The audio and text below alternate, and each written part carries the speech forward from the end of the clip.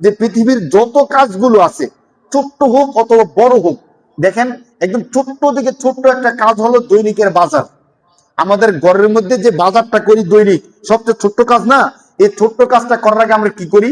বাসার মধ্যে বসি, আমাদের পরিবারকে নিয়ে বসি, আজকে কি কি লাগবে একটা লিস্টি দাও, কোনটা কত টাকা লাগবে টাকাটা ঠিক করি, কখন বাজারে যাব এটা ঠিক করি, আমার পকেটের মধ্যে টাকা আছে কিনা এটা চেক করি, কখন বাজার থেকে আসবো এটা চেক করি। এই সব কিছু ঠিক করার পর বাসা থেকে আমি বের হই।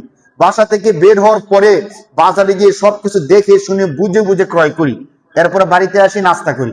তো ছোট্ট একটা দৈনিকের কাজ, ওইটা করতে আমাদের কত প্ল্যান, কত চিন্তা। অনেকে তো আগের দিন রাত্রি ঠিক করে যে পরের দিন আমি কি বাজার করব, কোন বাজার থেকে আমি মালগুলো আনবো, সবকিছু ঠিক করে।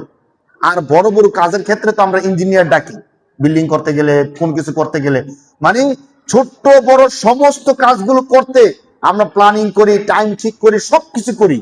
কিন্তু সবচেয়ে চিরসত্য একটা মৃত্যু, সে মৃত্যুর ব্যাপারে আমাদের কারো কোনো প্ল্যান আছে বলেন? আমাদের কারো কোনো প্ল্যান আছে? কোনো প্ল্যান নাই। আপনার কি এখনো কেউ ভাবছি যদি এখন আমি মসজিদের মধ্যে আসি, যদি পরবর্তী জুমা মসজিদের মধ্যে আসবো কি আসবো না, আমাদের কারণ গ্যারান্টি আছে? নাই। কিন্তু যদি আমি আসতে না পারি, আমি যদি মারা যাই, তাহলে আমার অবস্থাটা কি হবে? আমরা কি কেউ ভাবছি কিনা যে আমি এখন যে অবস্থায় আছি, এই অবস্থায় থেকে যদি আমি মারা যাই, পরবর্তী জুমা যদি আমি মসজিদে আসতে না পারি, আমি কবরের মধ্যে থাকি, আমার অবস্থানটা কি হবে? আমি কি জান্নাতি হিসেবে গণ্য হব নাকি জাহান্নামী হিসেবে গণ্য হব? যদি আমি জান্নাতি হিসেবে গণ্য হব আলহামদুলিল্লাহ, যদি আমি জাহান্নামী হিসেবে গণ্য হব এমন মনে হয়, তাহলে আমি কি করছি? আমার অপরাধ আল্লাহর কাছে স্বীকার করে ক্ষমা চাইছি কিনা? আমি যদি নামাজ না পড়ে থাকি, নামাজ ধরা শুরু করছি কিনা? আমি যদি অপরাধ করি, অপরাধগুলো ছেড়ে দিচ্ছি কিনা বা দিব কিনা, এমন কোনো প্ল্যান আমাদের নাই।